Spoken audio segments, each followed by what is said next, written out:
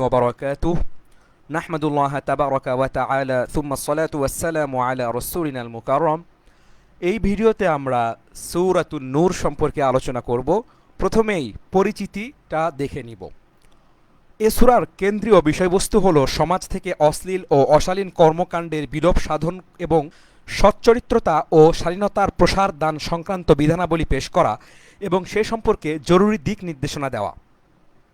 পূর্বের সূরার প্রথম দিকে মুমিনদের যে বৈশিষ্ট্যাবলী উল্লেখ করা হয়েছে তার মধ্যে একটি গুরুত্বপূর্ণ বৈশিষ্ট্য হলো চরিত্র রক্ষা। বলা হয়েছে যারা নিজ লজ্জাস্থান হেফাজত করে, অর্থাৎ তারা পুত পবিত্র জীবনযাপন করে। এবার এ সূরায় পুত পবিত্র জীবনের জন্য কি করণীয় এবং কি দাবি ও শর্তই বা কি তা বর্ণনা করা হয়েছে। সে প্রসঙ্গেই প্রথমে ব্যভিচারের শরীয়তি শাস্তি উল্লেখ করা হয়েছে, সেই সঙ্গে সতর্ক করা হয়েছে ব্যভিচার যেমন অতি গুরুতর পাপ, একটি কদর্য অপরাধ, তেমনি ব্যভিচারের অপবাদ দেওয়াও অতি কঠিন গুনাহ। শরীয়তি প্রমাণ ব্যতিরেকে কারো সম্পর্কে এরূপ অভিযোগ তোলা মারাত্মক অপরাধ, তাই এই সূরা সে ব্যাপারে কঠিন শাস্তি নির্ধারণ করেছে। খুব সম্ভব এ সূরাটি হিজরতের পর ৬ষ্ঠ বছর নাজিল হয়েছে। এবছর মহানবী সাল্লাল্লাহু আলাইহি ওয়াসাল্লাম সংবাদ পান বনুল মুস্তালিক গোত্র সৈন্য সংগ্রহ করেছে, তারা মদিনা মুনাওয়ারায় হামলা চালাবে। সুতরাং তিনি কাল বিলম্ব না করে নিজেই সেনাদল নিয়ে অগ্রসর হন এবং তাদের উপর আক্রমণ চালান। এভাবে তাদের দুর্বিসন্ধি ধূলিসাৎ হয়ে যায়। এ অভিযানে একদল মুনাফিকও তার সঙ্গ নিয়েছিল। ফেরার পথে তারা এক চরম ন্যাক্কারজনক তৎপরতার সূচনা করে। তারা উম্মুল মুমিনিন হযরত আয়েশা সিদ্দিকা রাদিয়াল্লাহু আনহার প্রতি এক ভিত্তিহীন অপবাদ ছুড়ে দেয় এবং মদিনা মুনাওয়ারায় পৌঁছে পুনর্দমে তারা রটনায় লিপ্ত হয়। কিছু সংখ্যক খাঁটি মুসলিমও তাদের বহুমাত্রিক প্রচারণার ফাঁদে পড়ে যায়। এ সূরার ১১ থেকে ২০ নম্বর আয়াতসমূহ সে প্রসঙ্গেই নাজিল হয়। এতে আম্মাজান হযরত আয়েশা সিদ্দিকা রাদিয়াল্লাহু আনহার চারিত্রিক নির্মলতা দ্ব্যর্থহীন ভাষায় ঘোষণা করে দেওয়া হয়েছে এবং যারা অপবাদ আরোপের ন্যাক্কারজনক অপরাধে লিপ্ত হয়েছিল তাদেরকে এবং এমনিভাবে যারা সমাজে অশ্লীলতা বিস্তার করে বেড়ায় তাদেরকে কঠোর শাস্তির সতর্কবাণী শোনানো হয়েছে। সেই সঙ্গে চরিত্র ও সতীত্ব রক্ষার প্রথম পদক্ষেপ হিসাবে নারীদেরকে পর্দায় থাকার হুকুম এ সূরাতেই দেওয়া হয়েছে। এই সূরায় আরও আছে অন্যের ঘরে প্রবেশ করার জরুরি নিয়ম কানুন। ২৪ নম্বর সূরা, সূরা নূর, মাক্কি, আয়াত ৬৪, রুকু ৯। আল্লাহর নামে শুরু, যিনি সকলের প্রতি দয়াবান পরম দয়ালু। এটি একটি সূরা যা আমি নাজিল করেছি এবং অর্থাৎ যার বিধানাবলী আমি ফরজ করেছি এবং এতে আমি নাজিল করেছি সুস্পষ্ট আয়াতসমূহ যাতে তোমরা উপদেশ গ্রহণ করো। ব্যভিচারিণী ও ব্যভিচারী তাদের প্রত্যেককে ১০০ চাবুক মারবে। তোমরা যদি আল্লাহ ও পরকালে ঈমান রাখো তবে আল্লাহর দ্বীনের ব্যাপারে তাদের প্রতি করুণাবোধ যেন তোমাদেরকে প্রভাবিত না করে, আর মুমিনদের একটি দল যেন তাদের শাস্তি প্রত্যক্ষ করে। ১ নম্বর টিকাটা আমরা দেখব। ১০০ চাবুক এটা ব্যভিচারের শাস্তি। কোরআন মাজিদ ব্যভিচারকারী নারী পুরুষ প্রত্যেকের জন্য এই শাস্তি নির্ধারণ করেছে। পরিভাষায় এই শাস্তিকে ব্যভিচারের হদ বলে। মহানবী সাল্লাল্লাহু আলাইহি ওয়াসাল্লাম তার বিভিন্ন বাণী ও বাস্তব কর্ম দ্বারা ব্যাখ্যা করে দিয়েছেন যে ব্যভিচার কোনো অবিবাহিত পুরুষ বা অবিবাহিতা নারী করলে তখনই এ শাস্তি প্রযোজ্য হবে। পক্ষান্তরে এ অপরাধ যদি কোনো বিবাহিত পুরুষ বা বিবাহিত নারী করে তবে সেক্ষেত্রে এ শাস্তি প্রযোজ্য নয়। তাদের শাস্তি হলো রজম করা, অর্থাৎ পাথর মেরে হত্যা করা। এ মাসলা সম্পর্কে জানতে হলে তাওজিহুল কোরআন প্রণেতা আল্লামা তাকি উসমানী রচিত আদালতি ফায়সালা শীর্ষক বইখানি দেখা যেতে পারে। আচ্ছা, ব্যভিচারী কেবল ব্যভিচারিণী বা মুশরিক নারীকেই বিবাহ করবে, আর ব্যভিচারিণীকে বিবাহ করে কেবল সেই পুরুষ যে নিজে ব্যভিচারকারী বা মুশরিক। মুমিনদের জন্য এটা নিষিদ্ধ করা হয়েছে। ২ নম্বর টিকাটি দেখব। আচ্ছা, অর্থাৎ যে ব্যক্তি ব্যভিচার করতে অভ্যস্ত এবং এ কারণে সে মোটেই লজ্জিত নয় আর না তওবা করার গুরুত্ব বোধ করে, তার অভিরুচি হয় কেবল ব্যভিচারিণী নারীতেই। কাজেই প্রথমত সে বিবাহ নয় বরং ব্যভিচারেরই ধান্দায় থাকে। অগত্যা যদি বিবাহ করতেই হয় তবে এমন কোনো নারীকেই খুঁজে নেয় যে তার মতোই একজন ব্যভিচারিণী, হোক না সে মুশরিক। এমনিভাবে যে নারী ব্যভিচারে অভ্যস্ত তারও অভিরুচি হয় কেবল ব্যভিচারী পুরুষে, তাই তাকে বিবাহ করে এমন কোনো ব্যক্তি যার নিজেরও ব্যভিচারের অভ্যাস আছে। তার স্ত্রী একজন দাসী ব্যভিচারিণী, এ কারণে সে কোনো গ্লানি বোধ না করে। সে নারী নিজেও ওই রকম পুরুষই পছন্দ করে, হোক না সে পুরুষটি মুশরিক। আচ্ছা আচ্ছা, মুমিনদের জন্য এই ধরনের বিবাহ অর্থাৎ ব্যভিচারীকে বিয়ে করা নিষিদ্ধ করা হয়েছে। ব্যাখ্যাটা দেখব। বিবাহের জন্য ব্যভিচারী বা ব্যভিচারিণীকে পছন্দ করা মুমিনদের জন্য হারাম। জীবনসঙ্গী বা জীবনসঙ্গিনী নির্বাচনের ক্ষেত্রে তাদের উচিত চারিত্রিক পবিত্রতাকে বিশেষ গুরুত্বের সাথে বিবেচনায় রাখা। এটা ভিন্ন কথা যে কেউ কোনো ব্যভিচারী বা ব্যভিচারিণীকে বিবাহ করে ফেললে তার সে বিবাহকে বাতিল করা হবে না এবং বিবাহজনিত সমস্ত বিধান ও দায় দায়িত্ব সেক্ষেত্রে কার্যকর হবে। কিন্তু সে কেন ভুল নির্বাচন করলো সেজন্য অবশ্যই গুনাহগার হবে। প্রকাশ থাকে যে এই বিধান কেবল সেই ব্যভিচারীর জন্য যে ব্যভিচারে অভ্যস্ত হয়ে গেছে এবং তা থেকে তওবার গরজ বোধ করে না। কেউ যদি ব্যভিচারের পর আন্তরিকভাবে তওবা করে ফেলে তার সঙ্গে বিবাহে কোনো দোষ নেই। আয়াতটির উপরে বর্ণিত ব্যাখ্যা ছাড়া আরও অন্য ব্যাখ্যা করা হয়েছে, কিন্তু তার চেয়ে এ ব্যাখ্যায় বেশি সহজ ও নিখুঁত। বয়ানুল কোরআন গ্রন্থে হজরত মাওলানা আশরাফ আলী থানভী রহিমাহুল্লাহ এ ব্যাখ্যাকে প্রাধান্য দিয়েছেন। আচ্ছা, যারা সতীসাধী নারীকে অপবাদ দেয় তারা চারজন সাক্ষী উপস্থিত যারা সতীসাধী নারীকে অপবাদ দেয় তারপর চারজন সাক্ষী উপস্থিত করে না তাদেরকে ৮০টি চাবুক মারবে এবং তাদের সাক্ষ্য কখনো গ্রহণ করবে না, তারা নিজেরাই তো ফাসেক। আচ্ছা, ৪ এবং ৫ নম্বর টিকাটি দেখব। ব্যভিচার যেমন চরম ঘৃণ্য অপরাধ, যে কারণে তার শাস্তিও নির্ধারণ করা হয়েছে অতি কঠিন, তেমনি কোনো নির্দোষ ব্যক্তিকে ব্যভিচারের অপবাদ দেওয়া গুরুত্বপূর্ণ অপরাধ, তাই তার জন্য কঠিন শাস্তির ব্যবস্থা রাখা হয়েছে। যে ব্যক্তি এরূপ অপরাধ করবে তাকে ৮০টি দৌড়া মারা হবে, পরিভাষায় একে হাদ্দে কজফ বলা হয়। আচ্ছা, তাদের কখনো সাক্ষ্য গ্রহণ করবে না। এটাও মিথ্যা অপবাদের জন্য নির্ধারিত শাস্তির একটা অংশ যে কোনো মামলা মোকদ্দমায় এই অপবাদদাতার সাক্ষ্য গৃহীত হবে না। অবশ্য যারা তারপর তাওবা করে এবং নিজেকে সংশোধন করে তবে আল্লাহ তো পরম ক্ষমাশীল, অতি ক্ষমাশীল, পরম দয়ালু। তাওবা দ্বারা মিথ্যা অপবাদ দেওয়ার গুনাহ মাফ হয়ে যাবে ঠিক, কিন্তু উপরে যে শাস্তি বর্ণিত হয়েছে অবশ্যই তা কার্যকর করা হবে। যারা নিজেদের স্ত্রীদেরকে অপবাদ দেয় আর নিজেরা ছাড়া তাদের কোনো সাক্ষী না থাকে, এরূপ কোনো ব্যক্তিকে যে সাক্ষ্য দিতে হবে তা এই যে সে ৪ বার আল্লাহর কসম করে বলবে সে স্ত্রীকে দেওয়া অভিযোগের ব্যাপারে অবশ্যই সত্যবাদী। আচ্ছা, ৭ নম্বর টিকাটি আমরা দেখব। কোনো স্বামী নিজ স্ত্রীকে ব্যভিচারের অপবাদ দিলে উপরে বর্ণিত নিয়ম অনুযায়ী তাকেও ৪ জন সাক্ষী উপস্থিত করতে হবে, কিন্তু সে যদি তা করতে সক্ষম না হয় তবে নিয়ম অনুযায়ী যদিও ৮০ দৌড়া শাস্তি তার উপরেও আরোপ হওয়ার কথা, কিন্তু স্বামী স্ত্রীর বিশেষ সম্পর্কের কারণে আল্লাহ তাআলা তাদের এক বিশেষ ব্যবস্থা রেখেছেন, পরিভাষায় তাকে লিআন বলে। এখান থেকে ৯ নং আয়াত পর্যন্ত সেই বিশেষ ব্যবস্থারই বিবরণ। তার সারমর্ম এই যে কাজী বিচারক স্বামী স্ত্রী প্রত্যেককে ৫ বার করে কসম করতে বলবে। তাদেরকে কসম করতে হবে কোরআন মাজিদে বর্ণিত পদ্ধতিতে এবং সেই শব্দাবলিতে। তার আগে কাজী তাদেরকে নসিহত করবে, তাদেরকে বলবে, দেখো আখেরাতের আযাব দুনিয়ার শাস্তি অপেক্ষা অনেক কঠিন, কাজেই তোমরা মিথ্যা কসম করো না, তার চেয়ে বরং প্রকৃত ঘটনা স্বীকার করে ফেলো। স্ত্রী কসম না করে নিজ অপরাধ স্বীকার করলে তার উপর ব্যভিচারের হদ আরোপ করা হবে। আর যদি স্বামী কসম করার পরিবর্তে স্বীকার করে নেয় যে সে স্ত্রীর প্রতি মিথ্যা অপবাদ দিয়েছিল, তবে তার উপর হদ্দে কজফ আরোপিত হবে, যা ৪ নং আয়াতে বর্ণিত হয়েছে। যদি উভয়ে কসম করে তবে দুনিয়ায় তাদের কারো উপর কোনো শাস্তি জারি করা হবে না, অবশ্য কাজী তাদের মধ্যকার বিবাহ রহিত করে দেবে। অতঃপর সে নারীর কোনো সন্তান জন্ম নিলে এবং স্বামী তাকে নিজ সন্তান বলে স্বীকার না করলে তাকে মায়ের সাথেই সম্পৃক্ত করা হবে, অর্থাৎ তার পিতৃ পরিচয় থাকবে না, মায়ের পরিচয়ে সে পরিচিত হবে। এবং ৫বার সে বলবে, আমি যদি আমার দেওয়া অভিযোগে মিথ্যুক হই তবে আমার প্রতি আল্লাহর লানত হোক। আর নারীটি হতে ব্যভিচারের শাস্তি রদ করার উপায় এই যে সে ৪ বার আল্লাহর কসম করে সাক্ষ্য দেবে কথিত অভিযোগে তার স্বামী মিথ্যাবাদী। অর্থাৎ নারীটি হতে এই যে ব্যভিচারের শাস্তি আরোপিত হলো সেটা থেকে রদ করার উপায় কি, সে ৪ বার আল্লাহর নামে কসম করে সাক্ষী দিবে যে তার স্বামী মিথ্যাবাদী। আর ৫বার সে বলবে সে সত্যবাদী হলে আমার প্রতি আল্লাহর গজব পড়ুক।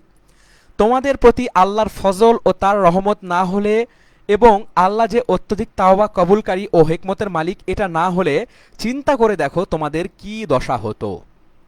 অর্থাৎ লিয়ানের যে ব্যবস্থা তোমাদের দেওয়া হয়েছে তা আল্লাহ তাআলার বিশেষ অনুগ্রহ।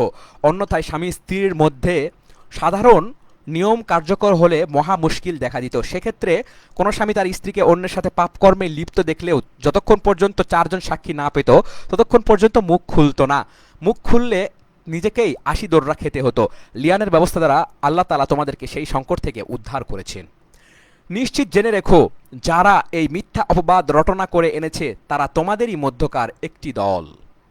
এখান থেকে ২৬ নম্বর আয়াত পর্যন্ত আয়াতসমূহে যে ঘটনার প্রতি ইশারা তার সারসংক্ষেপ নিম্নরূপ।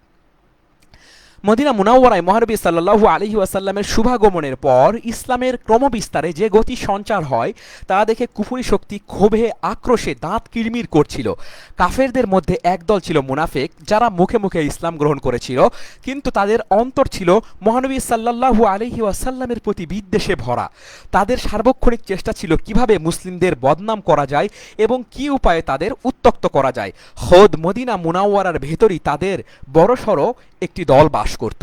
মহানবী সাল্লাল্লাহু আলাইহি ওয়াসাল্লাম যখন বনুল মুস্তালিকের বিরুদ্ধে অভিযান চালান তখন তাদের একটি দলও সে অভিযানে অংশগ্রহণ করেছিল। উম্মুল মুমিনিন হযরত আয়েশা রাদিয়াল্লাহু আনহা এ যুদ্ধে মহানবী সাল্লাল্লাহু আলাইহি সাল্লামের সঙ্গে ছিলেন। অভিযান থেকে ফেরার পথে এক জায়গায় শিবির ফেলা হয়েছিল, সেখানে হযরত আয়েশা রাদিয়াল্লাহু আনহার হাড় হারিয়ে যায়। তিনি তার খোঁজে শিবিরের বাইরে চলে গিয়েছিলেন। বিষয়টি মহানবী সাল্লাল্লাহু আলাইহি ওয়াসাল্লামের জানা ছিল না। তিনি সৈন্যদের রওনা হওয়ার হুকুম দিলেন। হযরত আয়েশা রাদিয়াল্লাহু আনহা ফিরে এসে দেখেন কাফেলা চলে গেছে। আল্লাহ তাআলা তাকে প্রখর বুদ্ধিমত্তা ও অসাধারণ সংযম শক্তি দিয়েছিলেন। তিনি অস্থির হয়ে এদিক ওদিক ছোড়াছুড়ি না করে সেখানেই বসে থাকলেন। তার বিশ্বাস ছিল মহানবী সাল্লাল্লাহু আলাইহি ওয়াসাল্লাম যখন টের পাবেন তিনি কাফেলায় নেই, তখন হয় নিজেই তার খোঁজে এখানে আসবেন অথবা অন্য কাউকে পাঠাবেন। তাছাড়া মহানবী সাল্লাল্লাহু আলাইহি ওয়াসাল্লামের নিয়ম ছিল এক ব্যক্তিকে কাফেলার পেছনে রেখে আসা। কাফেলা চলে যাওয়ার পর কোনো কিছু থেকে গেল কিনা তা সেই ব্যক্তি দেখে আসতো। এ কাফেলায় এ কাজের জন্য নিযুক্ত করা হয়েছিল হযরত সাফওয়ান ইবনে মুআত্তাল রাদিয়াল্লাহু আনহুকে। তিনি খোঁজ নিতে গিয়ে যখন আয়েশা রাদিয়াল্লাহু আনহা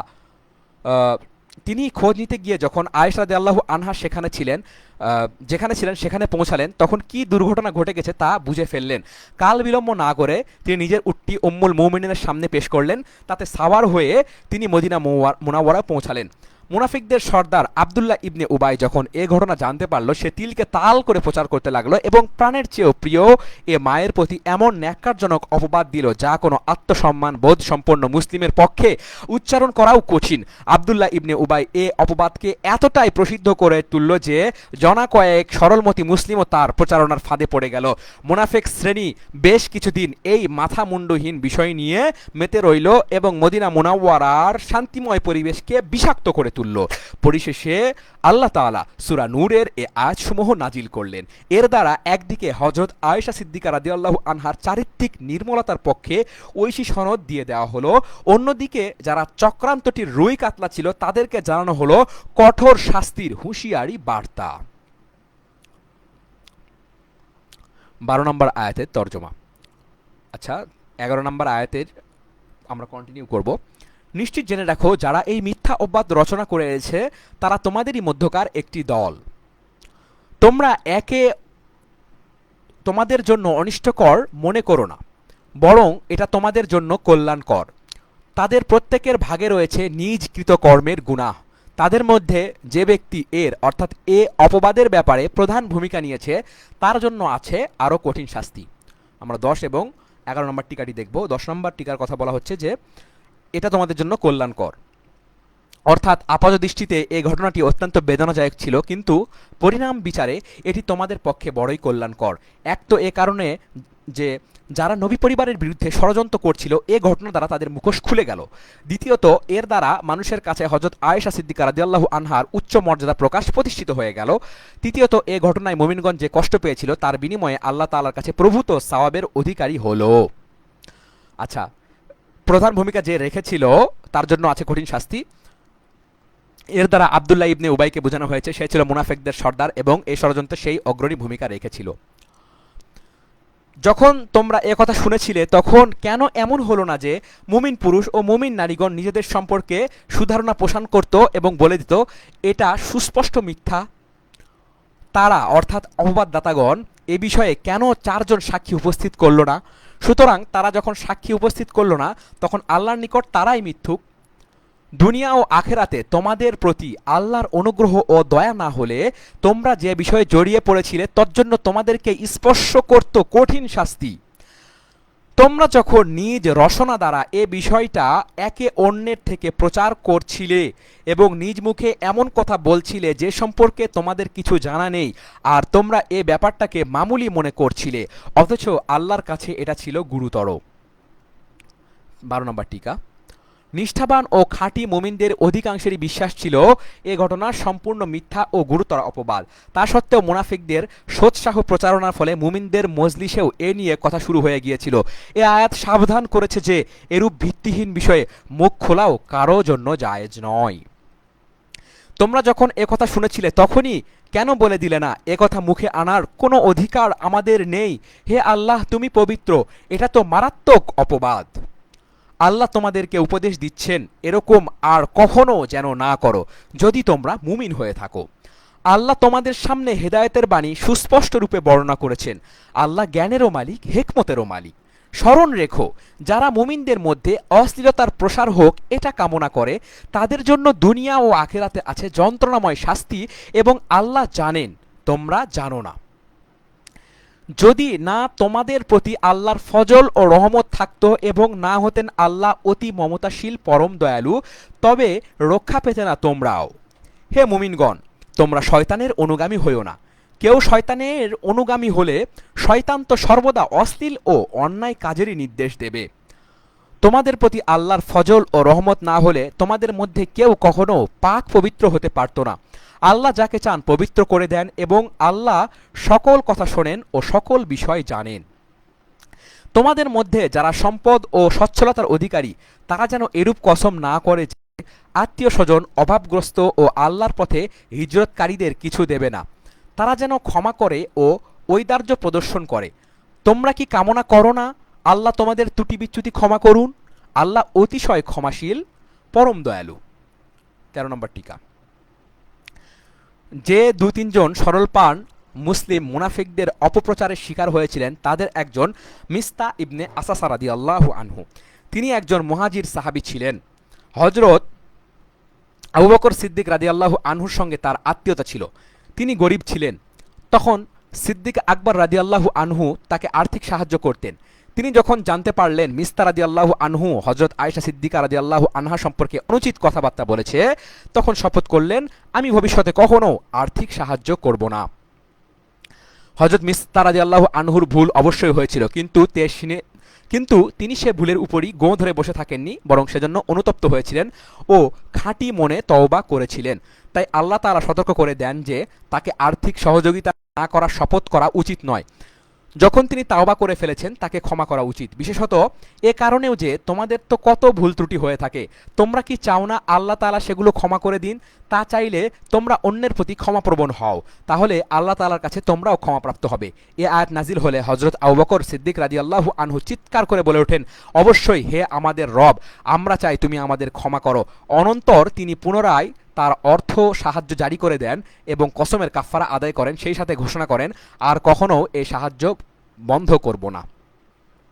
আচ্ছা, স্মরণ রেখো, যারা চরিত্রবতী সরলমতী নারীদের প্রতি অপবাদ আরোপ করে তাদের উপর দুনিয়া ও আখেরাতে অভিশাপ পড়েছে আর তাদের জন্য রয়েছে ভয়ানক শাস্তি। যেদিন তাদের কৃতকর্ম সম্পর্কে তাদের বিরুদ্ধে তাদের জিহ্বা, তাদের হাত ও পা সাক্ষ্য দেবে। সাক্ষ্য দেবে কারা কারা? জিহ্বা, হাত এবং পা সাক্ষ্য দেবে। সেদিন আল্লাহ তাদেরকে তাদের উপযুক্ত প্রতিদান পুরোপুরি দান করবেন এবং তারা জানতে পারবে আল্লাহই সত্য, তিনি যাবতীয় বিষয় সুস্পষ্টকারী। অপবিত্র নারীগণ অপবিত্র পুরুষদের উপযুক্ত এবং অপবিত্র পুরুষগণ অপবিত্র নারীদের উপযুক্ত। পবিত্র নারীগণ পবিত্র পুরুষদের উপযুক্ত এবং পবিত্র পুরুষগণ পবিত্র নারীদের উপযুক্ত। তারা অর্থাৎ পবিত্র নারী পুরুষ তারা লোকে যা রটনা করে তা থেকে সম্পূর্ণ মুক্ত। তাদের অর্থাৎ পবিত্রদের জন্য রয়েছে মাগফিরাত ও সম্মানজনক জীবিকা। 14 নম্বর টিকা। মূলনীতি বলে দেওয়া হলো পবিত্র ও চরিত্রবতী নারী পবিত্র ও চরিত্রবান পুরুষেরই উপযুক্ত। এর ভিতর দিয়ে এই ইশারাও করে দেওয়া হলো যে মহানবী সাল্লাল্লাহু আলাইহি ওয়াসাল্লামের স্ত্রীগণ পবিত্রতা ও আখলাক চরিত্রের সর্বোচ্চ মার্গে অবস্থিত, কেননা বিশ্বজগতে মহানবী সাল্লাল্লাহু আলাইহি ওয়াসাল্লাম অপেক্ষা বেশি পূত চরিত্রের অধিকারী আর কে হতে পারে। কাজেই এটা কখনোই সম্ভব নয় যে আল্লাহ তাআলা স্ত্রী হিসাবে এমন কাউকে মনোনীত করবেন যার চরিত্র পবিত্র ও নিষ্কলুষিত নয়। নাউযুবিল্লাহ। কেউ যদি এতটুকু বিষয় চিন্তা করত তবে তার কাছে মুনাফিকদের দেওয়া অপবাদের স্বরূপ উন্মোচিত হয়ে যেত। হে মুমিনগণ, নিজ গৃহ ছাড়া অন্যের গৃহে প্রবেশ করো না যতক্ষণ না অনুমতি গ্রহণ করো ও তার বাসিন্দাদেরকে সালাম দাও। এ পন্থাই তোমাদের জন্য শ্রেয়। আশা করা যায় তোমরা লক্ষ্য রাখবে। মৌলিকভাবে যেসব কারণে সমাজে অশ্লীলতা বিস্তার লাভ করে সেগুলো বন্ধ ও নিয়ন্ত্রণ করার লক্ষ্যে এবার কিছু বিধান দেওয়া হচ্ছে। তার মধ্যে প্রথম বিধান দেওয়া হয়েছে এই যে অন্য কারো ঘরে প্রবেশের আগে গৃহকর্তার অনুমতি নেওয়া আবশ্যক। এর উপকারিতা বহুবিধ। যেমন এর ফলে অন্যের ঘরে অনাবশ্যক প্রবেশ বা অসময়ে প্রবেশ বন্ধ হয়ে যাবে। এরূপ প্রবেশের ফলে গৃহবাসীদের কষ্ট হয়ে থাকে। তাছাড়া বিনা অনুমতিতে প্রবেশের ফলে অন্যায় অশ্লীল কাজ সংঘটিত হওয়া বা তার বিস্তার ঘটার সম্ভাবনা থাকে। অনুমতি গ্রহণ দ্বারা তারও রোধ হবে। অনুমতি কিভাবে গ্রহণ করতে হবে আয়াতে তাও শিক্ষা দেওয়া হয়েছে। নিয়ম হলো বাহির থেকে আসসালামু আলাইকুম বলতে হবে। যদি মনে হয় গৃহবাসী সালাম শুনবে না তবে কারাঘাত করবে বা বেল টিপবে। তারপর গৃহবাসী যখন সামনে আসবে তখন সালাম দিবে। আচ্ছা, তোমরা যদি তাতে কাউকে না পাও তবুও ততক্ষণ পর্যন্ত তোমাদেরকে অনুমতি দেওয়া না হয় তাতে প্রবেশ করো না। তোমাদের যদি বলা হয় তোমরা ফিরে যাও তবে ফিরে চলে যেও। এটাই তোমাদের পক্ষে উৎকৃষ্ট পন্থা। তোমরা যা কিছুই করো আল্লাহ সে সম্পর্কে পরিপূর্ণ অবগত। অর্থাৎ অন্যের ঘর যদি খালি মনে হয় তবুও তাতে অনুমতি ছাড়া প্রবেশ করা জায়েজ নয়। কেননা এমনও তো হতে পারে ভিতরে কোনো লোক আছে যাকে বাহির থেকে দেখা যাচ্ছে না। আর যদি কেউ নাও থাকে তবুও ঘরটি যেহেতু অন্যের, তাই অনুমতি ছাড়া তাতে প্রবেশ করার অধিকার কারও থাকতে পারে না।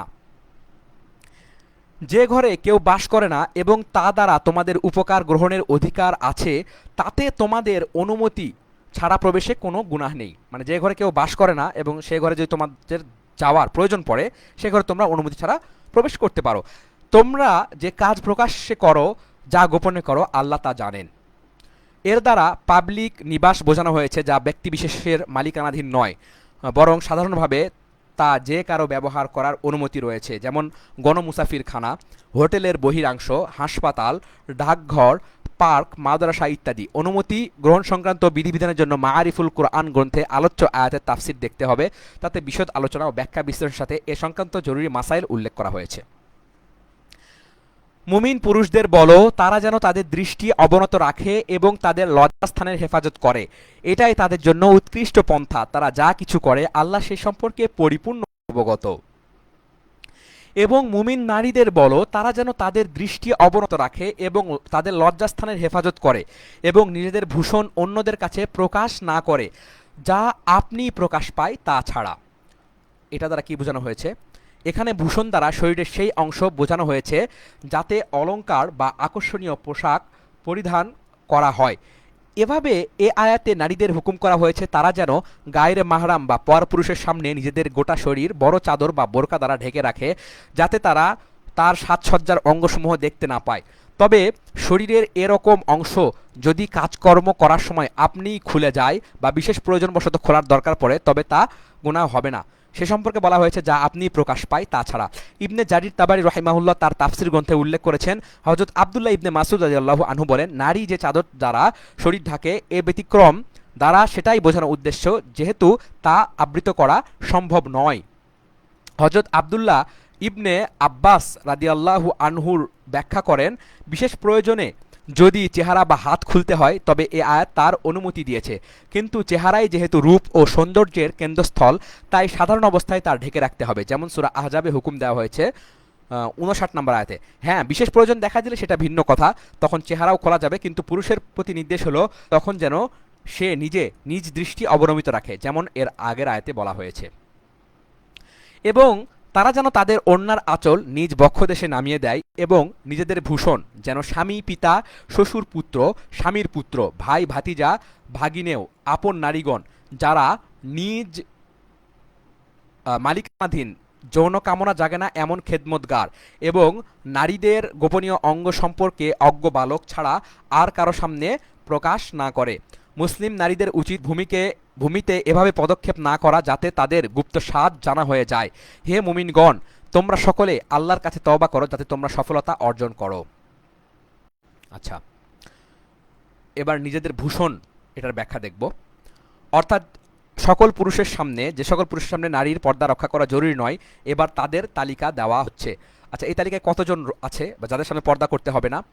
পুরুষ হচ্ছে স্বামী নাম্বার 1, পিতা, হ্যাঁ স্বামী, পিতা, তারপরে শ্বশুর 3, পুত্র 4, 5, 6, 7, 8, হ্যাঁ 8 ক্যাটাগরির পুরুষের কথা বলা হচ্ছে। 8টি ক্যাটাগরির পুরুষের কথা বলা হচ্ছে। সাথে বলা হচ্ছে 9 নম্বরে আছে আপন নারীগণ। 9, যারা নিজ মালিকানাধীন যৌন কামনা জাগে না এমন খেদমতগার, তাহলে কত হলো 10। এবং বালক, নারীদের গোপনীয় অঙ্গ সম্পর্কে অজ্ঞ বালক 11টি ক্যাটাগরির কথা বলা হয়েছে। আচ্ছা, এরপর আপন নারীগণ বলতে কাদের বোঝানো হয়েছে সূরা আহজাবে আমরা দেখেছিলাম। আপন নারীগণ কোনো কোনো মুফাসসির বলেন এর অর্থ মুসলিম নারীগণ। সুতরাং অমুসলিম নারীদের সামনে মুসলিম নারীর পর্দা রক্ষা করা জরুরি। কিন্তু বিভিন্ন হাদিস দ্বারা জানা যায় নবী সাল্লাল্লাহু আলাইহি ওয়াসাল্লামের স্ত্রীগণের কাছে অমুসলিম নারীরা আসা যাওয়া করত।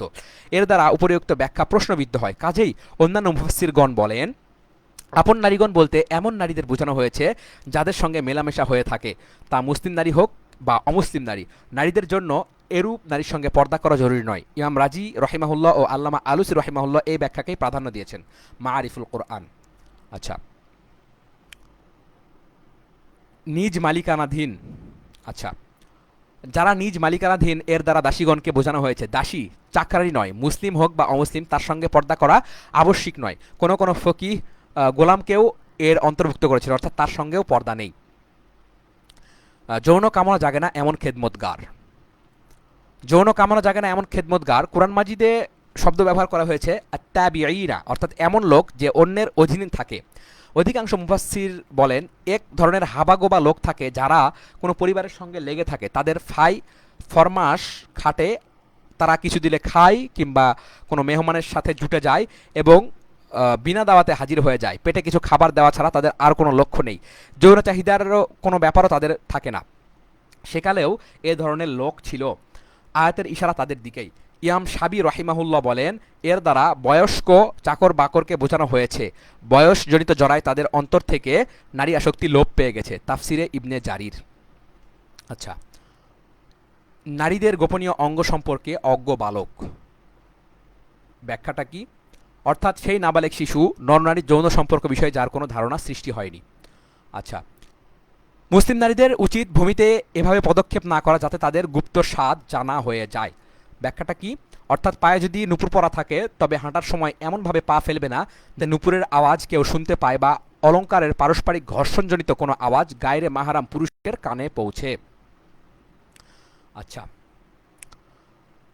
তোমাদের মধ্যে যারা অবিবাহিত তারা পুরুষ হোক বা নারী তাদের বিবাহ সম্পাদন করো এবং তোমাদের গোলাম ও বাদীদের মধ্যে যারা বিবাহের উপযুক্ত তাদেরও।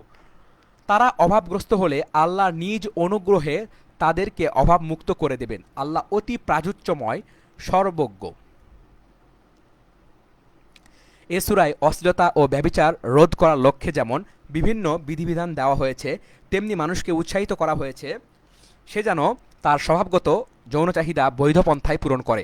সেই হিসাবেই এ আয়াতে নির্দেশ দেওয়া হয়েছে বালেগ নারী পুরুষ যদি বিবাহের উপযুক্ত হয় তবে সংশ্লিষ্ট সকলের উচিত তাদের বিবাহের চেষ্টা করা। এ ব্যাপারে বর্তমান সামর্থ্য যথেষ্ট। বিবাহের পর স্ত্রী ও সন্তানদের ব্যয়ভার বহন করতে গিয়ে সে অভাব পড়তে পারে, এই আশঙ্কায় বিবাহ বিলম্বিত করা সমীচীন নয়। চরিত্র রক্ষার উদ্দেশ্যে আল্লাহ তাআলার উপর ভরসা করে বিবাহ দিলে অতিরিক্ত ব্যয় নির্বাহের জন্য আল্লাহ তাআলা উপযুক্ত কোনো ব্যবস্থা করে দিবেন। বাকি যাদের বর্তমান অবস্থাও সচ্ছল নয় এবং বিবাহ করার মতো অর্থ সম্পদ হাতে নেই তারা কি করবে?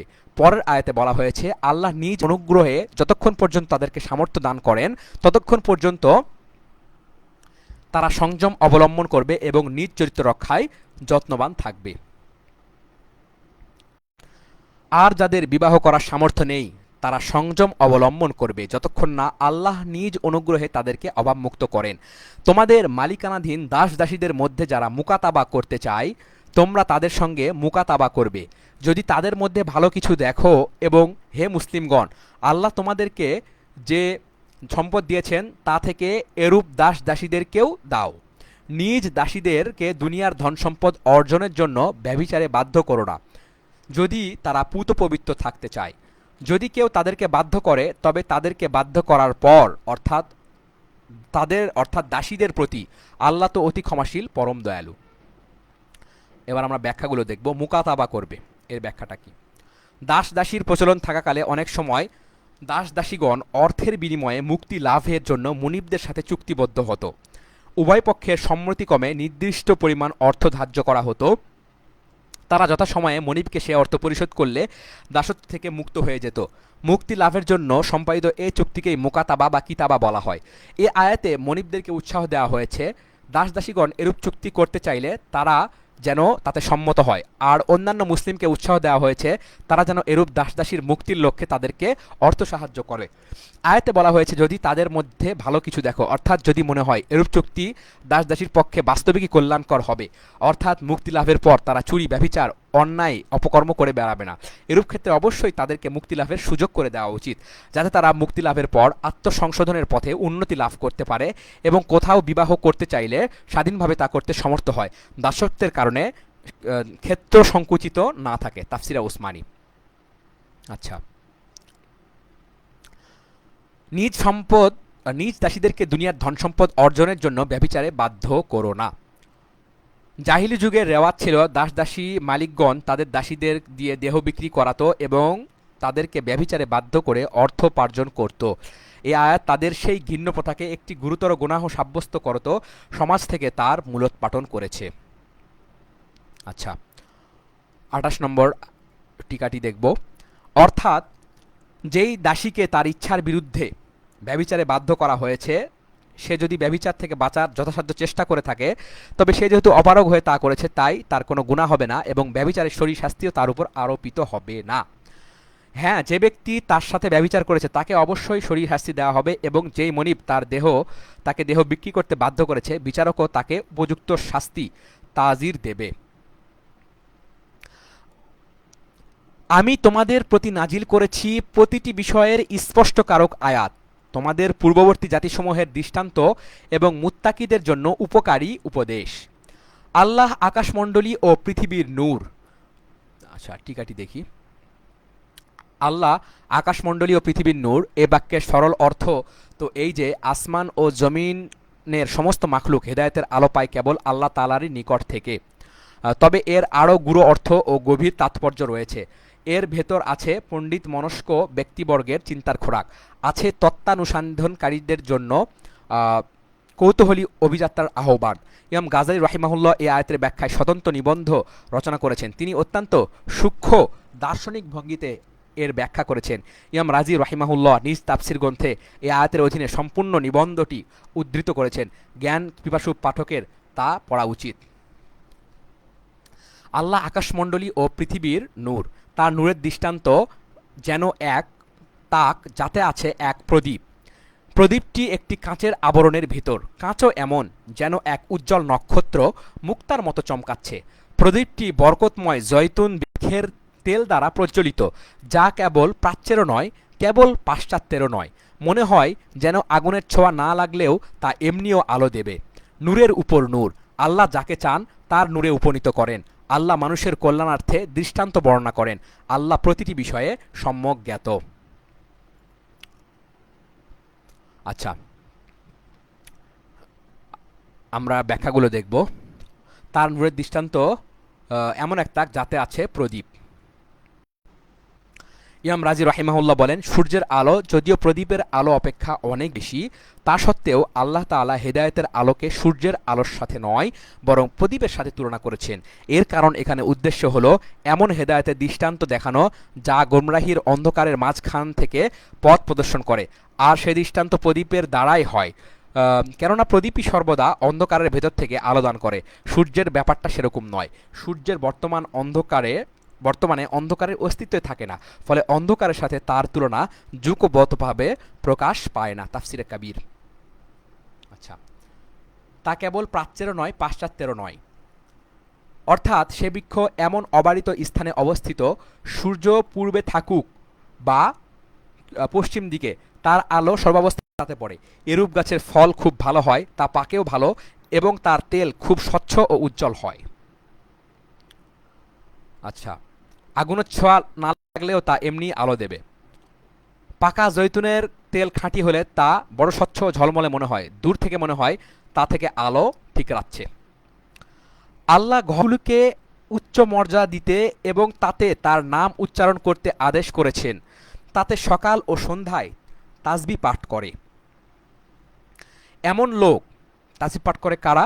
এমন লোক যাদের ব্যবসা বাণিজ্য ও বেচাকেনা আল্লাহর স্মরণ, নামাজ কায়েম ও জাকাত আদায় থেকে গাফেল করতে পারে না। তারা ভয় করে সেই দিনকে যেদিন অন্তর ও দৃষ্টি ওলটপালট হয়ে যাবে। পূর্বের আয়াতে বলা হয়েছিল আল্লাহ যাকে চান হেদায়েতের আলোতে উপনীত করেন। এবার যারা হেদায়েতের আলোপ্রাপ্ত হয় তাদের বৈশিষ্ট্যাবলী বর্ণিত হচ্ছে। সুতরাং আয়াতে বলা হয়েছে তারা মসজিদ ও ইবাদতখানায় আল্লাহর তাসবিহ ও জিকির করে। মসজিদ ও ইবাদতখানা সম্পর্কে আল্লাহর হুকুম হলো এগুলোকে যেন উচ্চ মর্যাদা দেওয়া হয় ও সম্মান করা হয়। যারা এসব ইবাদতখানায় ইবাদত করে তারা যে দুনিয়ার কাজকর্ম বিলকুল ছেড়ে দেয় এমন নয়, বরং আল্লাহর হুকুম অনুসারে জীবিকা উপার্জনের কাজও করে এবং ব্যবসা বাণিজ্য ও বেচাকেনায় লিপ্ত হয়। তবে ব্যবসায়িক ধান্দায় পড়ে তারা আল্লাহ স্মরণ ও তার হুকুম আহকাম পালন থেকে গাফেল হয়ে যায় না। তারা ওয়াক্ত মতো নামাজ পড়ে, জাকাত ফরজ হলে তাও আদায় করে এবং কখনোই একথা ভুলে যায় না যে এমন একদিন অবশ্যই আসবে যেদিন জীবনের সব কাজকর্মের হিসাব দিতে হবে। সেদিনটি এমনই বিভীষিকাময়, তখন সমস্ত মানুষের, বিশেষত নাফরমানদের অন্তরাত্মা শুকিয়ে যাবে, চোখ উল্টে যাবে।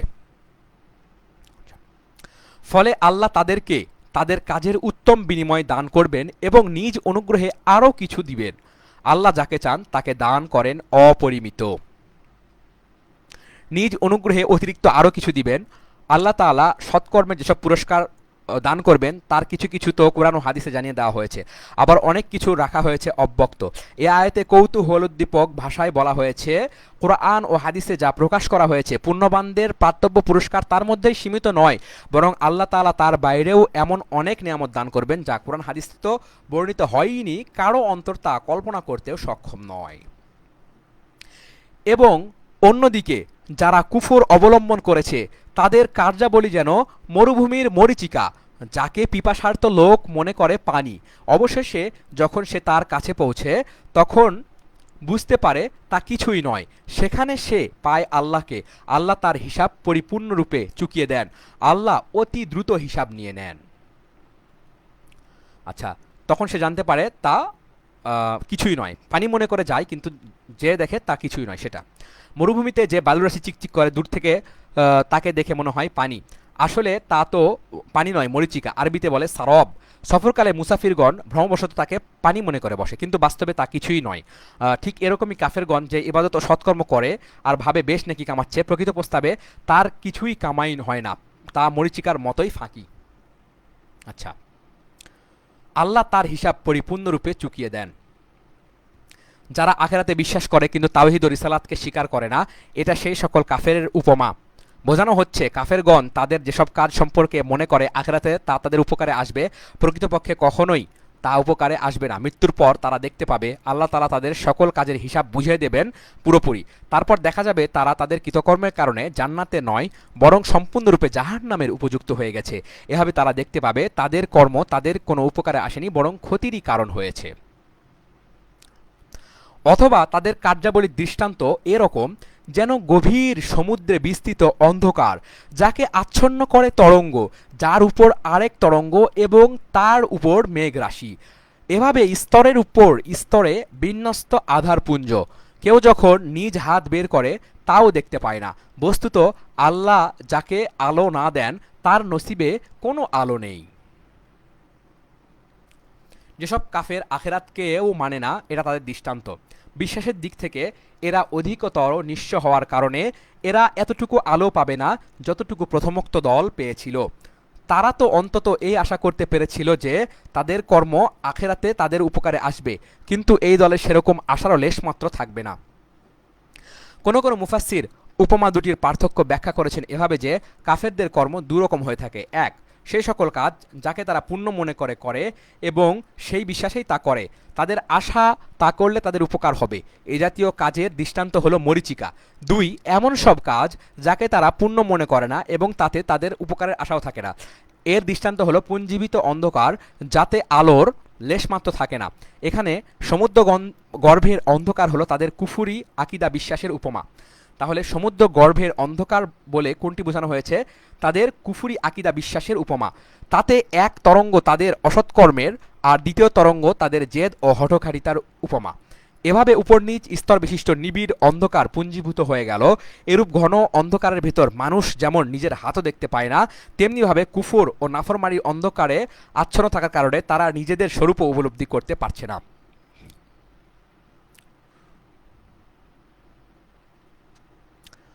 তোমরা কি দেখনি আসমান ও জমিনে যা কিছু আছে তারা আল্লাহরই তাসবিহ পাঠ করে এবং পাখিরাও যারা পাখা বিস্তার করে উঠছে প্রত্যেকেরই নিজ নিজ নামাজ ও তাসবিহের পদ্ধতি জানা আছে। আল্লাহ তাদের যাবতীয় কাজ সম্পর্কে পুরোপুরি জ্ঞাত।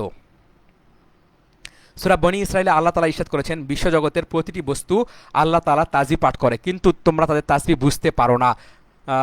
এখানে আল্লাহ তাআলা বলছেন প্রত্যেক জিনিসের তাসবিহের পদ্ধতি আলাদা। বিশ্বজগতের প্রতিটি বস্তু আপন আপন পন্থায় আল্লাহ তাআলা তাসবিহ আদায়ে রত আছে। সূরা বনী ইসরাঈলে উল্লেখিত আয়াতের টিকায় আমরা উল্লেখ করেছি যে কোরআন মাজিদের বহু আয়াত দ্বারা জানা যায় দুনিয়ায় আমরা যে সকল বস্তুকে অনুভূতিহীন মনে করি তাদের মধ্যে কিছু না কিছু অনুভূতি অবশ্যই আছে। এখন তো আধুনিক বিজ্ঞানও একথা ক্রমশ স্বীকার করছে। আকাশমণ্ডলী ও পৃথিবীর রাজত্ব আল্লাহরই এবং আল্লাহরই দিকে সকলের ফিরে যেতে হবে। তোমরা কি দেখনি আল্লাহ মেঘমালা হাঁকিয়ে নেন, তারপর তাকে পরস্পর জুড়ে দেন, তারপর তাকে পুঞ্জীভূত ঘন ঘটায় পরিণত করেন, তারপর তোমরা তার ভেতর থেকে বৃষ্টি নির্গত হতে দেখো। তিনি আকাশে মেঘরূপে যে পর্বতমালা আছে তা থেকে শিলা বর্ষণ করেন, তারপর তাকে মুসিবত বানিয়ে দেন যার জন্য ইচ্ছা হয় এবং যার থেকে ইচ্ছা হয় তা অন্যদিকে ফিরিয়ে দেন। তার বিদ্যুতের ঝলক দৃষ্টিশক্তি কেড়ে নেওয়ার উপক্রম করে। আল্লাহ রাত ও দিনকে পরিবর্তিত করেন। নিশ্চয় এসব বিষয়ের মধ্যে চক্ষুষ্মানদের জন্য উপদেশ গ্রহণের উপাদান আছে। আল্লাহ ভূমিতে বিচরণকারী প্রতিটি জীব সৃষ্টি করেছেন পানি দ্বারা। তার মধ্যে কতক এমন যারা পেটে ভর করে চলে, কতক এমন যারা দুপায়ে ভর করে চলে এবং কতক এমন যারা 4 পায়ে ভর করে চলে। আল্লাহ যা চান তাই সৃষ্টি করেন। নিশ্চয় আল্লাহ সবকিছু করতে সক্ষম। নিশ্চয় আমি সুস্পষ্ট রূপে সত্য বর্ণনাকারী আয়াতসমূহ নাজিল করেছি। আল্লাহ যাকে চান সরল পথে পৌঁছে দেন। তারা অর্থাৎ মুনাফিকগণ বলে, আমরা আল্লাহর প্রতি ও রাসূলের প্রতি ঈমান এনেছি এবং আমরা অনুগত হয়েছি। তারপর তাদের একটি দল এরপরেও মুখ ফিরিয়ে নেয়। প্রকৃতপক্ষে তারা মুমিন নয়। মুনাফিক শ্রেণী কেবল মুখেই ঈমানের দাবি করত, আন্তরিকভাবে তারা ঈমান আনত না। আর সে কারণে তারা সর্বদা মহানবী সাল্লাল্লাহু আলাইহি ওয়াসাল্লাম ও সাহাবায়ে কেরামের বিরুদ্ধে শত্রুতামূলক আচরণে লিপ্ত থাকত। যেমন একবার এই ঘটনা ঘটেছিল, জনৈক ইহুদির সাথে বিশর নামক এক মুনাফিকের ঝগড়া লেগে যায়। মুনাফিকের নাম ছিল বিশর। ইহুদি জানতো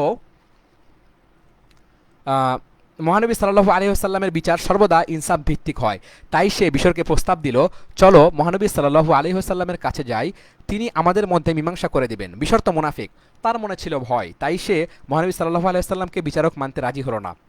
সে প্রস্তাব দিল ইয়াহুদীদের নেতা কাব ইবনে আশরাফের কাছে যাওয়া যাক। এরই পরিপ্রেক্ষিতে এই আয়াত নাজিল হয়েছে। ইবনে জাবির তাবারি।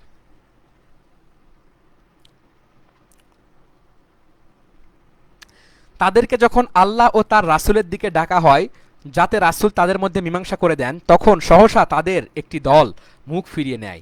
আর যদি তাদের হক উসুল করার থাকে তবে অত্যন্ত বাধ্যগত হয়ে রাসূলের কাছে চলে আসে। তবে কি তাদের অন্তরে কোনো ব্যাধি আছে, নাকি তারা সন্দেহে নিপতিত? না তারা আশঙ্কা বোধ করে যে আল্লাহ ও তার রাসূল তাদের প্রতি জুলুম করবেন? না, বরং তারা নিজেরাই জুলুমকারী। মুমিনদেরকে যখন আল্লাহ ও তার রাসূলের দিকে ডাকা হয় যাতে রাসূল তাদের মধ্যে মীমাংসা করে দেন, তখন তাদের কথা কেবল এটাই হয় যে তারা বলে, আমরা হুকুম শুনলাম এবং মেনে নিলাম, আর তারাই সফল কাম। আর যারা আল্লাহ ও তার রাসূলের আনুগত্য করে, আল্লাহকে ভয় করে ও তার অবাধ্যতা পরিহার করে চলে, তারাই কৃতকার্য হয়। তারা অর্থাৎ মুনাফিকগণ অত্যন্ত জোরালোভাবে আল্লাহর নামে শপথ করে যে, হে নবী, তুমি নির্দেশ দিলে তারা অবশ্যই বের হবে। তাদেরকে বলে দাও, তোমরা শপথ করো না, তোমাদের আনুগত্য সকলেরই জানা আছে, তোমরা যা কিছু করো আল্লাহ নিশ্চয়ই তার পুরোপুরি খবর রাখেন। তোমাদের আনুগত্য সকলেরই জানা আছে। ব্যাখ্যা: যখন জিহাদ থাকতো না, মুনাফিকরা তখন কসম করে বড় মুখে বলতো মহানবী সাল্লাল্লাহু আলাইহি ওয়াসাল্লাম আদেশ করলে তারা ঘর বাড়ি ছেড়ে জিহাদে বের হয়ে পড়বে, কিন্তু জিহাদের ঘোষণা এসে গেলে তারা নানা ছলছুতা দেখিয়ে গা বাঁচাতো। এজন্যই বলা হয়েছে তোমাদের আনুগত্যের স্বরূপ সকলেরই জানা আছে। বহুবার পরীক্ষা হয়ে গেছে, সময়কালে তোমরা কেমন আনুগত্য দেখাও, তখন আর কসমের কথা মনে থাকে না। তাদেরকে বলে দাও, আল্লাহর আনুগত্য করো এবং আনুগত্য করো রাসূলের। তথাপি যদি তোমরা মুখ ফিরিয়ে রাখো, তবে রাসূলের দায় ততটুকুই যতটুকুর দায়িত্ব তার উপর অর্পণ করা হয়েছে, আর তোমাদের উপর যে ভার অর্পিত হয়েছে তার দায় তোমাদেরই উপর। তোমরা তার আনুগত্য করলে হেদায়েত পেয়ে যাবে। রাসূলের দায়িত্ব তো কেবল পরিষ্কারভাবে পৌঁছে দেওয়া। তোমাদের মধ্যে যারা ঈমান এনেছে ও সৎকর্ম করেছে, আল্লাহ তাদেরকে প্রতিশ্রুতি দিয়েছেন যে তিনি অবশ্যই তাদেরকে পৃথিবীতে নিজ খলিফা বানাবেন, যেমন খলিফা বানিয়েছিলেন তাদের পূর্ববর্তীদেরকে, এবং তাদের জন্য তিনি সেই দিনকে অবশ্যই প্রতিষ্ঠা দান করবেন যে দিনকে তাদের জন্য মনোনীত করেছেন, এবং তারা যে ভয়ভীতির মধ্যে আছে তার পরিবর্তে তাদেরকে অবশ্যই নিরাপত্তা দান করবেন। তারা আমার ইবাদত করবে, আমার সাথে কাউকে শরিক করবে না। এরপরও যারা অকৃতজ্ঞতা করবে তারাই অবাধ্য সাব্যস্ত হবে। এরপরেও যারা অকৃতজ্ঞতা করবে তারাই অবাধ্য সাব্যস্ত হবে। 41 নম্বর টিকা। মক্কা মুকাররমায় সাহাবায়ে কেরামকে অশেষ জুলুম নির্যাতন সহ্য করতে হয়েছিল। হিজরত করে মদিনা মুনাওয়ারায় আসার পরও তারা স্বস্তি পায়নি। কাফেরদের পক্ষ থেকে সবসময় হামলার আশঙ্কা ছিল। সেই পরিস্থিতিতে জনৈক সাহাবী জিজ্ঞাসা করেছিলেন, এমন কোনো দিন কি আসবে যখন আমরা অস্ত্র রেখে শান্তিময় সময় কাটাতে পারবো? তার উত্তরে মহানবী সাল্লাল্লাহু আলাইহি ওয়াসাল্লাম বলেছিলেন, হ্যাঁ, অচিরেই সেদিন আসছে। এই আয়াত সেই প্রেক্ষাপটেই নাজিল হয়েছে। এতে ভবিষ্যৎবাণী করা হয়েছে আল্লাহর জমিনে মহানবী সাল্লাল্লাহু আলাইহি ওয়াসাল্লাম ও সাহাবায়ে কেরাম কেরামের জন্য একদিন পরিবেশ সম্পূর্ণ অনুকূল হয়ে যাবে। তখন তাদের কোনো ভয় থাকবে না, চারদিকে শান্তি ও নিরাপত্তা প্রতিষ্ঠিত হয়ে যাবে। পৃথিবীর ক্ষমতা তখন তাদেরই হাতে থাকবে। তারা অপ্রতিদ্বন্দ্বী শক্তির অধিকারী হয়ে যাবে। ফলে তারা নির্বিঘ্নে আল্লাহ তাআলার ইবাদত বন্দেগী করতে থাকবে। আল্লাহ তাআলার এ ওয়াদা পূর্ণ হতে বেশি দিন লাগেনি। মহানবী সাল্লাল্লাহু আলাইহি ওয়াসাল্লামের জামানায় সমগ্র জাজিরাতুল আরব ইসলামের ঝান্ডাতলা এসে গিয়েছিল, আর খোলাফায়ে রাশিদিনের আমলে ইসলামী রাষ্ট্রের সীমানা অর্ধজাহানে বিস্তার লাভ করেছিল। আচ্ছা, নামাজ কায়েম করো, জাকাত আদায় করো এবং রাসূলের আনুগত্য করো, যাতে তোমাদের প্রতি রহমতের আচরণ করা হয়। যারা কুফরের পথ অবলম্বন করেছে, তুমি কিছুতেই তাদেরকে মনে করো না পৃথিবীতে কোথাও পালিয়ে গিয়ে তারা আমাকে অক্ষম করে দেবে। তাদের ঠিকানা জাহান্নাম, নিশ্চয় তা অতি মন্দ ঠিকানা। হে মুমিনগণ, তোমাদের মালিকানাধীন দাস দাসীগণ এবং তোমাদের মধ্যে যারা এখনও সাবালকত্বে পৌঁছেনি সেই শিশুগণ 3টি সময়ে তোমাদের কাছে আসার জন্য অনুমতি গ্রহণ করে। এই দুই ক্যাটাগরির লোক যেন 3টি সময়ে অনুমতি গ্রহণ করে: ফজরের নামাজের আগে, দুপুরবেলা যখন তোমরা পোশাক খুলে রাখো, এবং ঈশার নামাজের পর। 27 থেকে 29 আয়াতসমূহে এই হুকুম দেওয়া হয়েছিল, কেউ যেন অন্যের ঘরে বিনা অনুমতিতে প্রবেশ না করে। মুসলিমগণ সাধারণভাবে এ হুকুম মেনে চলছিল, কিন্তু ঘরের দাসদাসী ও নাবালেক ছেলে মেয়েদের যেহেতু বারবার এঘর ওঘর করতে হয় বা এক কামরা থেকে অন্য কামরায় যাতায়াত করতে হয়, তাই তাদের ব্যাপারে তারা এই নিয়ম রক্ষা করতে পারত না। এর ফলে অনেক সময় এমনও ঘটে যেত, কেউ হয়তো আরাম করছে বা একা খোলামেলা অবস্থায় আছে, এই সময় হঠাৎ কোনো দাসদাসী বা ছেলে মেয়ে সেখানে ঢুকে পড়লো। এতে কেবল বিশ্রামেরই ব্যাঘাত হতো তাই নয়, অনেক সময় পর্দাও নষ্ট হতো। তারই পরিপ্রেক্ষিতে এই আয়াত নাজিল হয়। এতে স্পষ্টভাবে বিধান জানিয়ে দেওয়া হলো যে অন্ততপক্ষে 3টি সময়ে দাসদাসী ও শিশুদেরকেও অনুমতি নিতে হবে। বিনা অনুমতিতে তারাও অন্য ঘরে বা অন্য কক্ষে প্রবেশ করবে না। বিশেষভাবে এই 3টি সময় অর্থাৎ ফজরের পূর্ব, দুপুরবেলা ও ঈশার পর এর কথা বলা হয়েছে এ কারণে যে এই সময়গুলোতে মানুষ সাধারণত একা থাকতে ভালোবাসে, একটু খোলামেলা থাকতে স্বাচ্ছন্দ্য বোধ করে, তাই একান্ত জরুরি পোশাক ছাড়া অন্য কাপড় খুলে রাখে। এই অবস্থায় হঠাৎ করে কেউ এসে পড়লে পর্দাহীনতার আশঙ্কা থাকে, আর আরাম তো নষ্ট হয়ই। এছাড়া অন্যান্য সময়ে যেহেতু এসবের ভয় থাকে না, আবার এদের বেশি বেশি আসা যাওয়া করারও প্রয়োজন থাকে, তাই হুকুম শিথিল রাখা হয়েছে। তখন তারা অনুমতি ছাড়াও প্রবেশ করতে পারবে। এ 3টি তোমাদের গোপনীয়তা অবলম্বনের সময়। এ 3 সময় ছাড়া অন্য সময় তোমাদের ও তাদের প্রতি কোনো বাধ্যবাধকতা নেই। তোমাদের পরস্পরের মধ্যে সার্বক্ষণিক যাতায়াত থাকেই। এভাবে আল্লাহ তোমাদের কাছে আয়াতসমূহ সুস্পষ্টভাবে বর্ণনা করে থাকেন। আল্লাহ জ্ঞানেরও মালিক, হিকমতেরও মালিক। এবং তোমাদের শিশুরা সাবালক হয়ে গেলে তারাও যেন অনুমতি গ্রহণ করে, যেমন তাদের আগে বয়প্রাপ্তগণ অনুমতি গ্রহণ করে আসছে। এভাবেই আল্লাহ নিজ আয়াতসমূহ তোমাদের কাছে স্পষ্টভাবে বর্ণনা করে থাকেন। আল্লাহ জ্ঞানেরও মালিক, হেকমতেরও মালিক। যে বৃদ্ধা নারীদের বিবাহের কোনো আশা নেই তাদের জন্য এতে কোনো গুনাহ নেই যে তারা নিজেদের বাড়তি কাপড় বহির্বাস গায়রে মাহরাম পুরুষদের সামনে খুলে রাখবে, সৌন্দর্যের প্রদর্শনের ইচ্ছা ব্যতি রেখে। চরম বার্ধক্যে পৌঁছার কারণে যারা বিবাহের উপযুক্ত থাকে না, ফলে তাদের প্রতি কারো আকর্ষণ সৃষ্টি হয় না, এ ধরনের বৃদ্ধা নারীদের জন্য এই বিধান। তাদেরকে এই সুবিধা দেওয়া হয়েছে যে গায়রে মাহরাম পুরুষের সামনে অন্যান্য নারীদেরকে যেমন বড় কোনো চাদর জড়িয়ে বা বোরকা পরে, গায়রে মাহরাম পুরুষের সামনে অন্যান্য নারীদেরকে যেমন চাদর জড়িয়ে বা বোরকা পরে যেতে হয়, তাদের জন্য তা জরুরি নয়। এরকম বৃদ্ধা নারীগণ তা ছাড়াই পরপুরুষের সামনে যেতে পারবে, তবে শর্ত হলো তারা তাদের সামনে সেজে গুজে যেতে পারবে না। এর সাথে স্পষ্ট করে দেওয়া হয়েছে তাদের ক্ষেত্রে বিধানের এই শিথিলতা কেবল জায়েজ পর্যায়ে। সুতরাং তারা যদি বাড়তি সতর্কতা অবলম্বন করে এবং অন্যান্য নারীদের মতো তারাও পরপুরুষের সামনে পুরোপুরি পর্দা রক্ষা করে চলে, তবে সেটাই উত্তম। আচ্ছা, আর যদি তারা সাবধানতা অবলম্বন করে তবে সেটাই তাদের পক্ষে শ্রেয়। আল্লাহ সব কিছু শোনেন ও সকল বিষয় জানেন। কোনো অন্ধের জন্য গুনাহ নেই, কোনো পায়ে ওজর আছে এমন ব্যক্তির জন্য গুনাহ নেই, কোনো অসুস্থ ব্যক্তির জন্য গুনাহ নেই, এবং নেই তোমাদের নিজেদের জন্য তোমাদের নিজেদের ঘরে আহার করাতে, বা তোমাদের বাপদাদার ঘরে, তোমাদের মায়েদের ঘরে, বা তোমাদের ভাইদের ঘরে, তোমাদের বোনেদের ঘরে, তোমাদের চাচাদের ঘরে, তোমাদের ফুফুদের ঘরে, তোমাদের মামাদের ঘরে, খালাদের ঘরে, বা এমন কোনো ঘরে যার চাবি তোমাদের কর্তৃত্বাধীন, কিংবা তোমাদের বন্ধুদের ঘরে তোমরা একত্রে খাও বা পৃথক পৃথক, তাতেও কোনো তোমাদের গুনাহ নেই। যখন তোমরা ঘরে ঢুকবে নিজেদের লোকদেরকে সালাম করবে, কারণ এটা সাক্ষাতের জন্য আল্লাহর পক্ষ থেকে প্রদত্ত বরকতপূর্ণ ও পবিত্র দোয়া। এভাবে আল্লাহ আয়াতসমূহ সুস্পষ্টভাবে বর্ণনা করেন যাতে তোমরা বুঝতে পারো। আচ্ছা, এবার আমরা ব্যাখ্যা দেখব। কোনো গুনাহ নেই কি কাজে? আহার করাতে। হ্যাঁ, আচ্ছা, এই আয়াত নাজিলের প্রেক্ষাপট এই যে অন্ধ ও বিকলাঙ্গ শ্রেণীর লোক অনেক সময় অন্যদের সাথে খাবার খেতে সংকোচ বোধ করত। তারা ভাবতো অন্যরা তাদের সাথে বসে খেতে অস্বস্তি বোধ করে থাকবে। কখনো তাদের এরকম চিন্তাও হতো যে প্রতিবন্ধী হওয়ার কারণে তারা পাছে অন্যদের তুলনায় বেশি জায়গা আটকে ফেলে, কিংবা দেখতে না পাওয়ার ফলে অন্যদের চেয়ে বেশি খেয়ে ফেলে।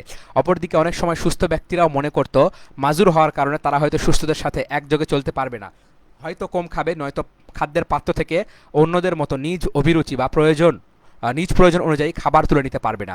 তাদের এসব অনুভূতির উৎস হলো শরীয়তের এমন কিছু বিধান যাতে অন্যকে কষ্ট দেওয়াকে গুনাহ সাব্যস্ত করা হয়েছে এবং সতর্ক থাকতে বলা হয়েছে, যাতে নিজের কোনো আচার আচরণ অন্যের পক্ষে অপ্রীতিকর না হয়।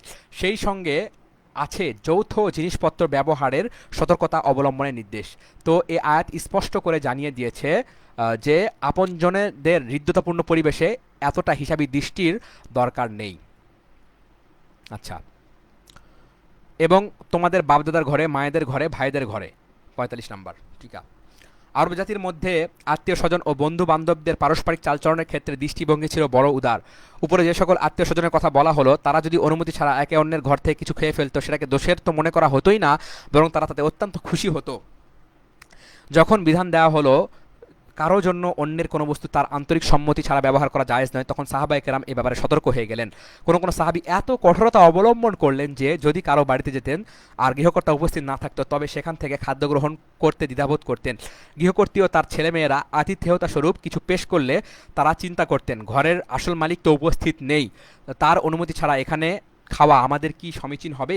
এই আয়াত স্পষ্ট করে দিয়েছে যেখানে এই নিশ্চয়তা থাকে যে আতিথেয়তা গ্রহণ করলে গৃহকর্তা খুশি হবে, সেখানে তা গ্রহণ করাতে কোনো দোষ নেই, কিন্তু যেখানে বিষয়টি সন্দেহযুক্ত সেখানে সাবধানতাই শ্রেয়, তাতে সে যত নিকটাত্মীয় হোক। রুহুল মাআনি মাআরিফুল কোরআন। আচ্ছা, তোমাদের যার ঘরের চাবি তোমাদের কর্তৃত্বাধীন। অনেকে জিহাদে যাওয়ার সময় ঘরের চাবি এমন কোনো মাজুর ব্যক্তির কাছে দিয়ে যেত যে জিহাদে যাওয়ার উপযুক্ত নয়, তাকে বলে যেত ঘরের কোনো জিনিস খেতে চাইলে আপনি নির্দ্বিধায় খাবেন, কিন্তু এরূপ অনুমতি থাকা সত্ত্বেও মাজুর ব্যক্তিগণ সাবধানতা অবলম্বন করতেন এবং খাওয়া হতে বিরত থাকতেন। এই আয়াতে তাদেরকে বলেছে এত সাবধানতার দরকার নেই, মালিকের পক্ষ থেকে যখন চাবি সমর্পণ করা হয়েছে এবং অনুমতিও দিয়ে দেওয়া হয়েছে তখন খাওয়াতে কোনো দোষ থাকতে পারে না। আচ্ছা,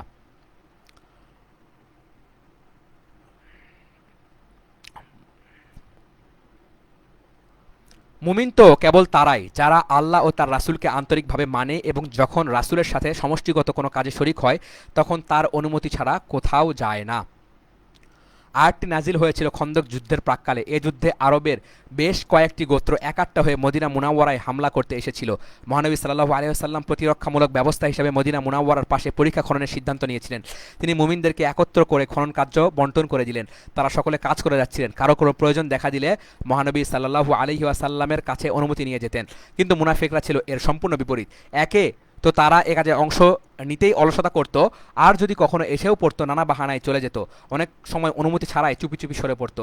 এ আয়াতে তাদের নিন্দা জানানো হয়েছে এবং মুখলিস ও নিষ্ঠাবান মুমিনদের যারা অনুমতি ছাড়া যেত না তাদের প্রশংসা করা হয়েছে। আচ্ছা, হে নবী, যারা তোমার অনুমতি নেয় তারাই আল্লাহ ও তার রাসূলকে সত্যিকারভাবে মানে। সুতরাং তারা যখন তাদের কোনো কাজের জন্য তোমার কাছে অনুমতি চায় তখন তাদের মধ্যে যাকে ইচ্ছা হয় অনুমতি দিও এবং তাদের জন্য আল্লাহর কাছে মাগফিরাতের দোয়া করো। নিশ্চয়ই আল্লাহ অতি ক্ষমাশীল, পরম দয়ালু।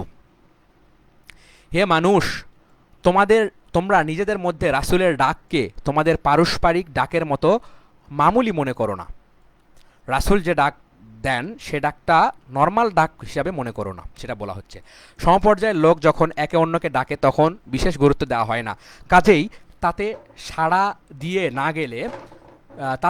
দিয়ে না গেলে যেমন দোষ মনে করা হয় না, তেমনি যাওয়ার পর যদি অনুমতি ছাড়া চলে আসে তাও বিশেষ দূষণীয় হয় না। কিন্তু বড়দের ডাকের ব্যাপারটা ভিন্ন। তাদের ডাকটা বিশেষ গুরুত্বের সাথে নেওয়াই নিয়ম।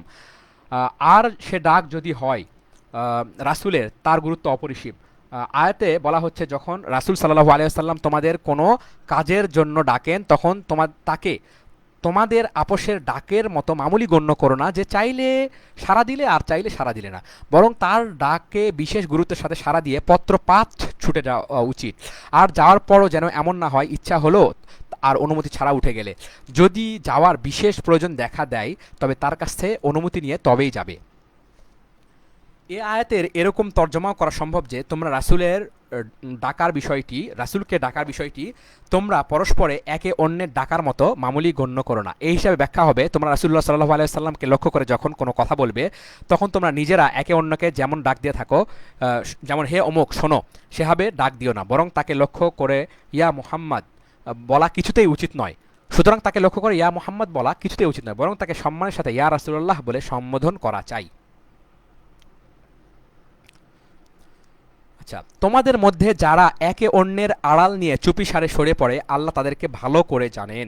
সুতরাং যারা আদেশের বিরুদ্ধাচরণ করে তাদের ভয় করা উচিত, না জানি তাদের উপর কোনো বিপদ আপতিত হয় অথবা যন্ত্রণাদায়ক শাস্তি তাদেরকে আক্রান্ত করে। স্মরণ রেখো, আকাশমণ্ডলী ও পৃথিবীতে যা কিছু আছে সব আল্লাহরই মালিকানাধীন। তোমরা যে অবস্থায় থাকো আল্লাহ তা ভালোভাবে জানেন। যেদিন সকলকে তার কাছে ফিরিয়ে নেওয়া হবে সেদিন তাদেরকে তারা যা কিছু করত তা জানিয়ে দেওয়া হবে। আচ্ছা, যেদিন সকলকে তার কাছে ফিরিয়ে নেওয়া হবে সেদিন তাদেরকে তারা যা কিছু করত সেটা জানিয়ে দেওয়া হবে।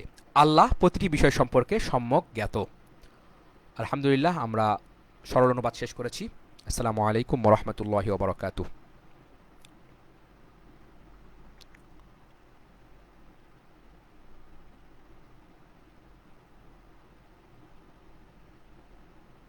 সাল্লাল্লাহু আলাইহি ওয়াসাল্লাম।